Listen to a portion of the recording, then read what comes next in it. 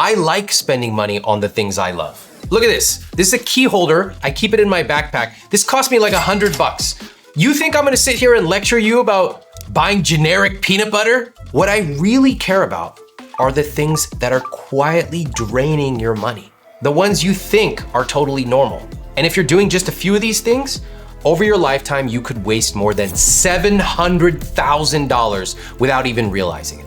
And if you had invested that money instead, you could have nearly $3.7 million.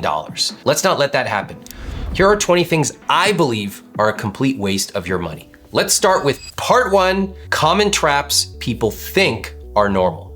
First up, buying a car based on monthly payments. We've all heard it. What's your monthly budget? That's exactly how car dealerships want you to think. Because when you buy based on monthly payments, they can stretch the loan, sneak in add-ons, and charge you overall much more.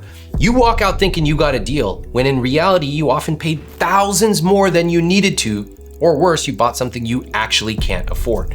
Here's what you do instead. Decide on the total price you can afford before you ever set foot in the lot.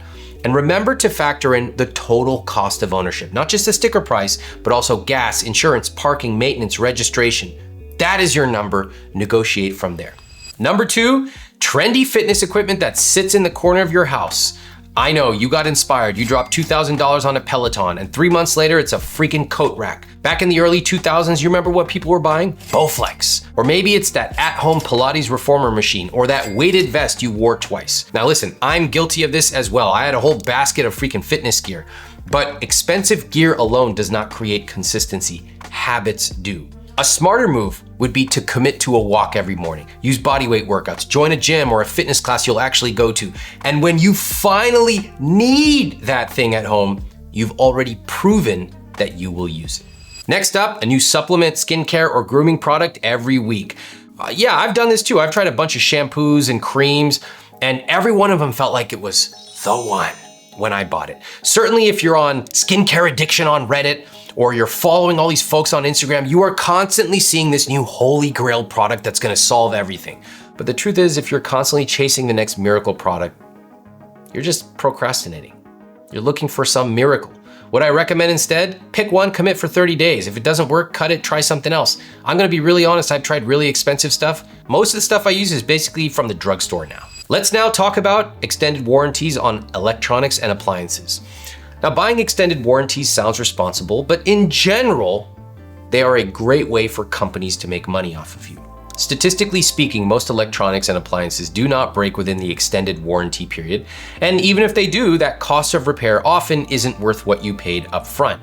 If you want to do it the right way, here's another approach. Buy from reputable brands, make sure you check the reviews, understand the store's return policy, skip the upsell, and remember this, if you're buying with a credit card, check your benefits because many credit cards automatically double the manufacturer's warranty.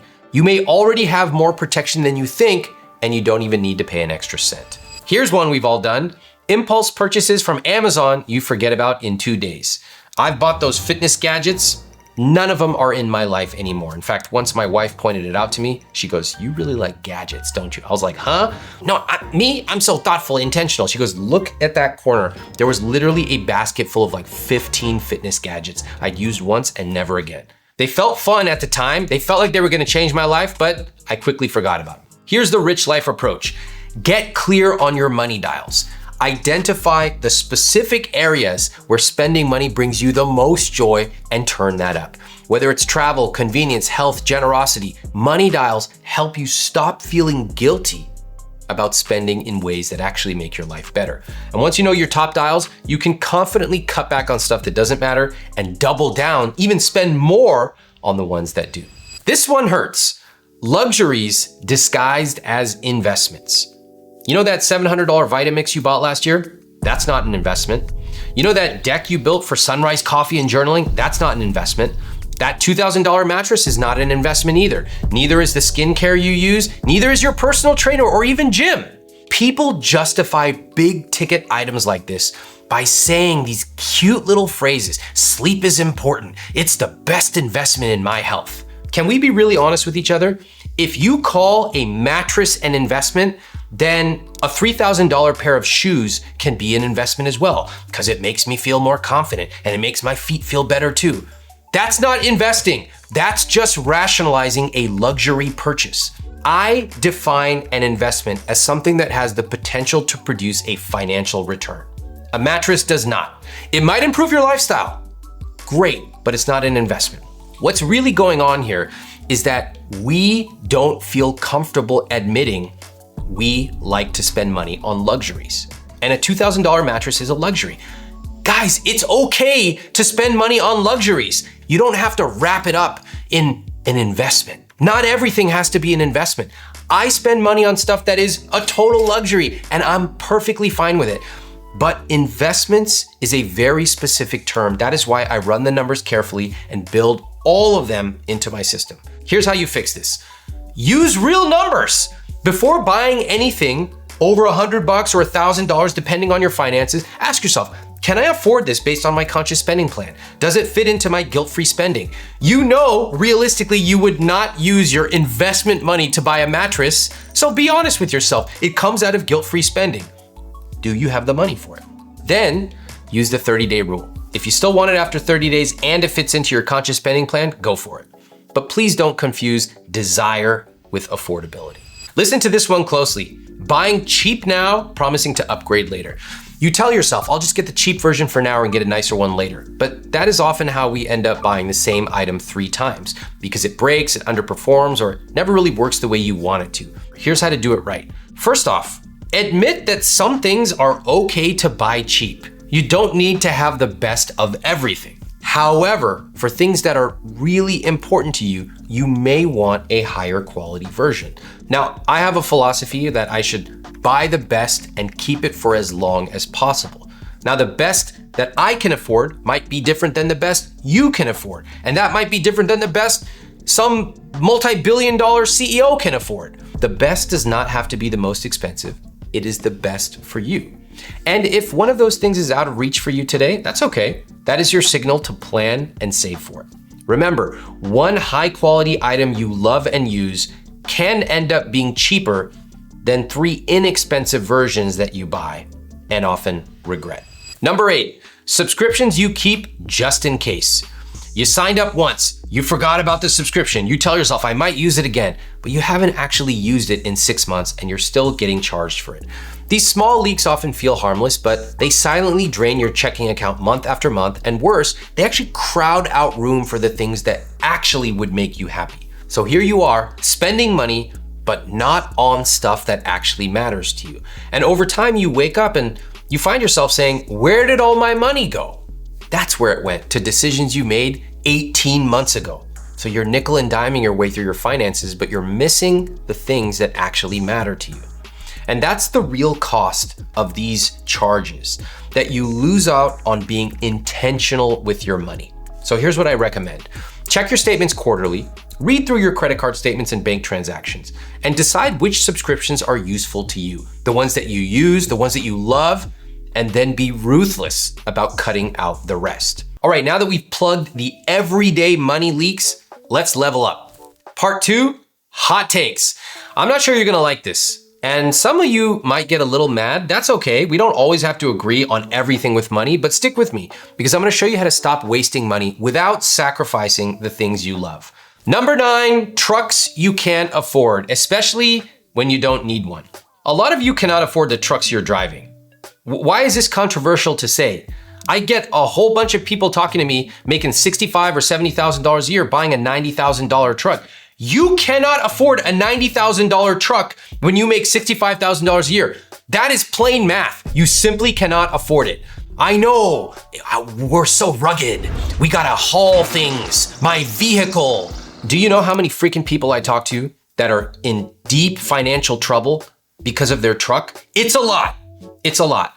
And a huge percentage of people in financial trouble own trucks or SUVs they don't actually need. Like Brad and Becca. They make $115,000 and they own a $50,000 truck. And when I asked Brad if he needed it for work, he said, no, but we use it to tow our RV. Okay, hold on a second. You're telling me you bought a recreational RV and now you need to spend another $50,000 to have something to tow it. And how did they decide how much truck they could afford? Brad says, monthly payments. This is not a financial strategy, this is a trap. It's one of the biggest clues that you are being unsavvy with your money. So here's how to do it right. First off, get clear on your needs before you make a big purchase. It's a little ironic that so many men in America look at women's purchases and say, oh, handbags, so frivolous. And then they go and drop $95,000 on a truck. If you don't need it, could you rent it when you need it? Do you really want to be spending over $1,200 a month in total payments, plus all these other phantom expenses? Probably not. If there is a day where a truck fits into your fixed costs, you can easily afford it, fantastic. I'm not against it, but I want you to know if you can afford it. Emotional spending disguised as self-care, or I deserve it. How many of us have ever said, I had a rough week, I deserve this? Now, it could be chili cheese fries, it could be a massage, whatever. But wait a second. I know a lot of you are watching this going, wait a second, isn't self-care good? Yeah, self-care is great if you can afford it. A $180 massage or a boozy brunch, if you can't afford it, it's not self-care, it's simply stress spending. And what's worse, you get a temporary high, but that balance goes on your credit card. So here's how to do it the rich life way. Define your real version of self-care. Maybe it's a massage, maybe it's getting your nails done, maybe it's working out at a particular gym. All of those are okay. If those are important to you, you've got to look at your conscious spending plan and decide where is the money coming from. Make a plan, because the best way to enjoy self-care is to already have the money set aside so when you go there, you can truly enjoy it. Now, if you're feeling a little uncomfortable watching this, good. I want that. It means we're getting somewhere. Next, dumb, overcomplicated, or sometimes cult-like investments. Well, there's a lot of complexity when it comes to personal finance. There's crypto, there's infinite banking, there's IUL, there's fire extremists, tax shelters. A lot of these strategies sound complicated, and they are on purpose. That's because people can sell complexity. It's much harder to say, hey, why don't you pick a very simple index fund? It has a expense ratio of less than 0.1%, automate it, and then get on with your life. Huh? That sounds too simple, bro. You must be trying to rip me off. No, your whole life insurance high school friend is the one trying to rip you off, but the guy telling you to pick low-cost index funds is not. Complexity is not a freaking strategy, it's a distraction. Ask anybody at the highest levels of any game. They will tell you the fundamentals are the things that matter. In fact, anyone who tells you that a specific investment is a sure win is probably lying to you. Anyone who tells you they can get you 20% returns is definitely lying to you. These tactics prey on people who feel behind and they are looking for a shortcut to catch up. Ironically, the very thing that led them to avoid working on money in the first place is the very thing that's going to allow them to become preyed upon by some scammer. All right, also, it's not just the complicated products you need to watch out for. There are now apps that make it seem simple, like Robinhood, that are actually engineered to get you to trade. They gamify trading. Ooh, here's some free stock. Use it. They actually structurally design their apps to get you to trade way more often than you should. And it feels addictive. It feels really addictive, particularly for young men. This has become a source of entertainment. You want entertainment? Watch some TV. If you want to do it the right way, here's what you do.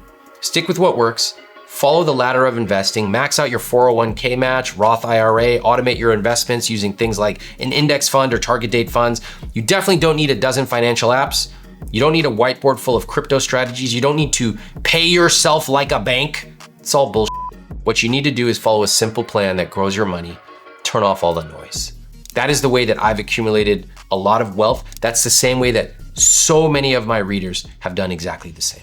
Number 12, personal finance apps that you don't understand that add more noise. You've got 4 apps tracking every penny, a spreadsheet with 19 tabs, 80 categories, and telling you which credit card to use for gas, Costco, Delta, eating out. Every single possible thing you could do under the sun, but you still have no idea where your money's going. You still have no idea the exact month and year you're gonna be debt-free. You have no idea when you have $1 million. You have no idea what to do with your money. That's not clarity, that's digital clutter. So let's fix this. Instead of an overly complicated spreadsheet that gives you a false sense of control over the world, why don't you just download my free conscious spending template? It's in the description below.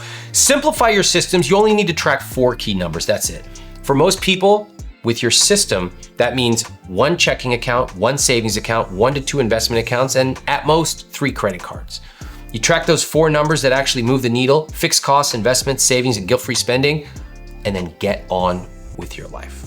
The simpler, the better. This one's sneaky: aspiration-fueled shopping. I always laugh about this because when I have seen houses on TV being sold, they have this deck, and the realtor always takes you outside and goes, "Look, you can have your coffee and watch the sunrise." Like, when was the last time you woke up and watched the sunrise in your backyard? Never. Get real. Same thing with those bathtubs. Ooh, I want a bathtub because then I'll soak. I love Epsom salt. $300 planner, $500 meal delivery service, $2,000 ergonomic desk chair. Let's get real. You're not buying that thing. You are buying the fantasy of a better version of yourself. We all joke about middle-aged men having a midlife crisis, buying a Porsche or whatever. They're not really buying the Porsche. They are buying who is inside of that Porsche in commercials. Now, I don't mind if you love a bathtub or you love a Porsche. What I want you to do is go deeper with these big purchases. Here's the move. Get honest with yourself. Do you already have what you need to take action? If yes, maybe you don't need to buy anything else. You want to watch the sunrise?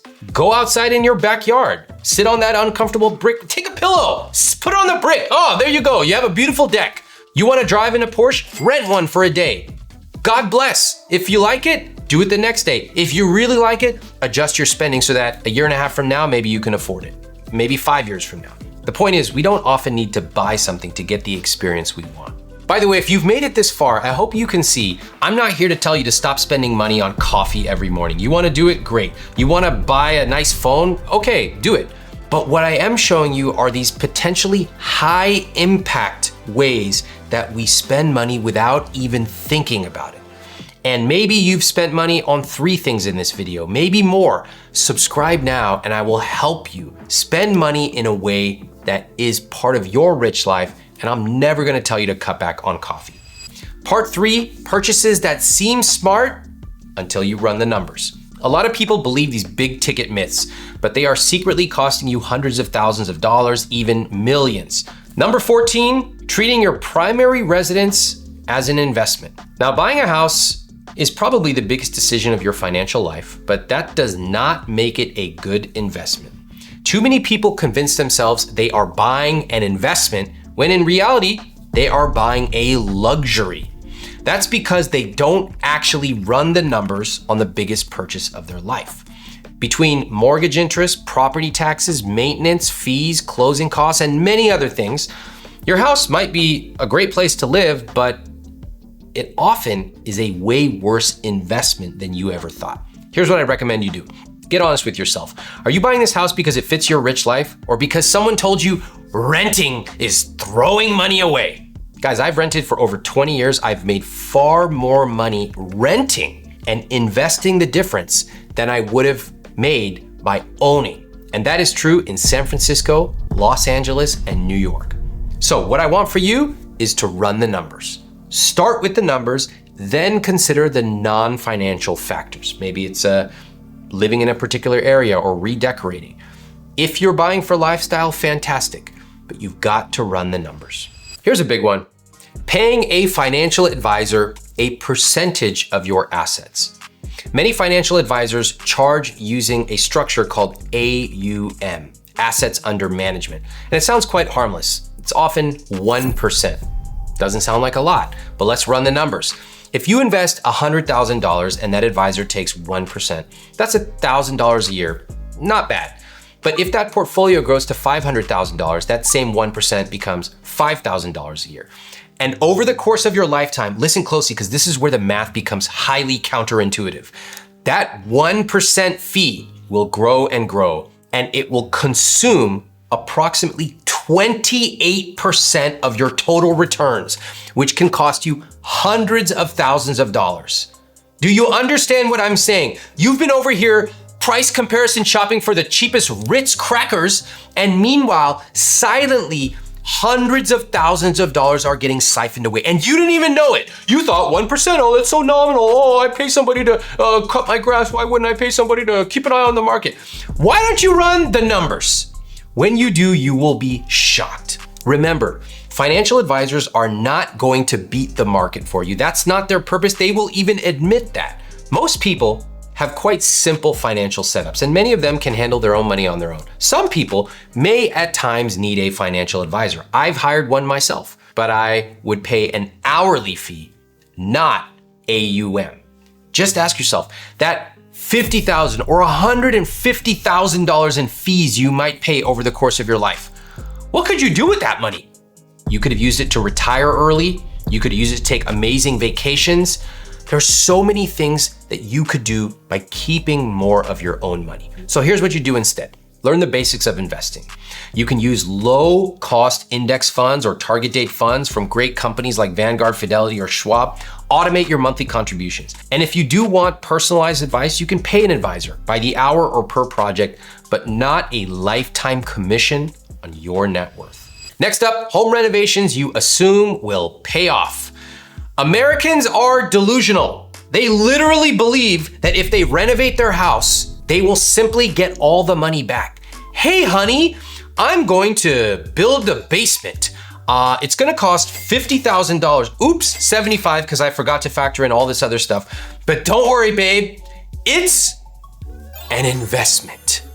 How much HGTV have you been watching? Most renovations do not pay for themselves. They are not an investment, they are a pure luxury. They're an emotional decision wrapped up in financial justifications. Come to think of it, that's actually how most luxuries are in America, because Americans hate to admit that they actually love paying for luxuries, so they always wrap it around as an investment. Why don't you guys stop lying to yourselves and just tell the truth? I want a basement, or I want to add a wall here. Okay, because once you did that, you would actually have to change the way that you spend money. Here's the rich life approach. Renovate for joy, not ROI. You want a nice faucet? Go for it, but just admit we're doing it because we want it. And therefore, if you admit that it's a luxury and probably not an investment, you would probably not take out freaking debt to pay for a renovation, which I find mind-boggling. That is absolutely insane. You would also make sure that you can afford it. You would save for months, often years, before you ever renovate anything. Number 17, using your credit card to earn rewards to justify overspending. How many people have I talked to who are in credit card debt? I'm talking tens of thousands of dollars of credit card debt. And I go, hey, how come you keep spending on this credit card? And they look at me like I'm insane. They go, for the points. Know what I'm talking about when it comes to credit card rewards. Paying 27% interest to get points that are worth about a penny is like stepping over $100 bills to pick up a fraction of a cent. And yet so many people find this completely logical. They go, it's for the rewards, bro. Listen, bro, let's fix this. Here's what you do. Set a simple rule. Pay off your balance in full every month, non-negotiable. If you have credit card debt, it's time to use my book, Create a Debt Payoff Plan. Once that's locked in, then and only then should you be optimizing for points, perks, and cash back. Okay, let's talk about this one. Whole life insurance and infinite banking. You know, Americans love fairy tales. Not just the fairy tales that we read to children, but they love to create their own fairy tales and pretend that they are wealthy. That is why they tried to emulate the wealthy with things like, hey everybody, I can go direct to this factory in China and buy what they're doing exactly at the stores on Rodeo. No, you can't. Wait till you get the pants. They look like shit. And Americans love to pursue highly complex investment strategies, thinking that if wealthy people do it, now I have access to it as well. Can I tell you guys how it actually works? In reality, most of these alternative investments are complex, high commission products that most people don't need. The fees are huge, the returns are underwhelming, the people pushing them basically often have a high school diploma, and they rarely disclose how much they're profiting off of your confusion. Also, one last thing that might shock you, wealthy people are not particularly smart at investing. Do you know how many wealthy people pay 1.5% to a hedge fund that gets them returns worse than a Vanguard fund? Y'all need to stop trying to pretend that you are ultra high net worth and do what I recommend instead. For insurance, stick to term life insurance. It's simple, affordable, it protects your loved ones. That's all you need, and insurance is insurance. It's not an investment. Next up, online courses or conferences that you don't actually implement. I know, you had the best intention. You signed up, you watched a few modules, but now the course is there collecting digital dust and your credit card balance is still there. Buying education is not the same as taking action. And if you're in credit card debt, you probably have no business signing up for another course. Also, can I admit that I've done this? The only time I've ever bought something on Instagram was I saw an ad for men who have tight hips and how to stretch. I was like, was this created for me? I freaking clicked it. I read the entire sales page. I'm like, I need this stretching course. It's gonna show me how to stretch my hip flexors. I bought it, never logged in. I'll tell you though, I felt really good. I'm like, I'm the kind of person who puts money aside to improve their hip flexibility. Well, I probably should have just never bought it at all. Okay, a smarter move would have been finish what you already paid for. If I'm already going to the gym, why don't I use some free stretches and first prove that I can actually follow through on free stretches. Then if I want to get even better, then I can afford something more premium. In fact, for my premium courses, the flagship ones, I actually don't allow anyone to buy them if they still have credit card debt. That costs me millions and millions of dollars. Why? Because you need to first prioritize getting out of debt, not adding more potential solutions. So take action first. Results come from implementation, not inspiration. Number 20, status credit cards or airline loyalty programs when you don't actually use the benefits. I know everybody loves these thick metal cards. Another way that Americans love to pretend, act like they're wealthy. Lounge access, concierge service, priority boarding. Okay, some of those are pretty cool, I'm gonna admit. But if you're not actually using the perks, it's often just an expensive ego boost. And that annual fee can add up and it could be redirected to something you actually care about. So if you wanna do the right way, here's what you do. Once a year, audit your benefits. Are you actually using the travel credits, the lounge access, the free hotel nights? If not, don't feel like you have to stick with it. Downgrade to a no-fee card. Stop paying for the status you don't use. If it's $300, $500, $700 a year just to feel important at a gate twice, maybe it's not worth it. Take that money, put it somewhere else that you would better value. Now, some of these things you'll cut immediately. Others, you'll actually realize you love it and you want to keep it. That's the point. I'm not here to tell you to stop spending on everything. I want you to spend intentionally and actually spend more on the things you love, because you'll be amazed at how rich your life becomes when you intentionally direct your money where you actually want it to go. And once you've cut the waste, you'll want to know how to make the most out of your freed up cash. So watch this video next, how to have better finances than 95% of people in 3 months. That is your roadmap to finally taking control and building your rich life starting today.